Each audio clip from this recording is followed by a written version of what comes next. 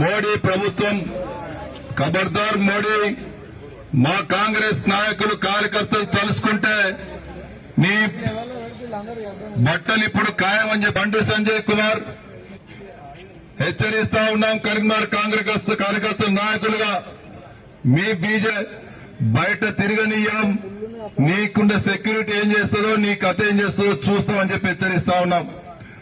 ఇలా 1000 కోట్ల ఆ రోజుల్లోనే లక్షల కోట్ల ధనవంతులైనటువంటి ఒక గాంధీ కుటుంబం దేశం కోసం స్వాతంత్ర్యం కోసం ఎన్నో ఆస్తులు పోగొట్టుకుని ఈ దేశ స్వాతంత్ర్యం కోసం కృషి చేసినటువంటి కుటుంబం.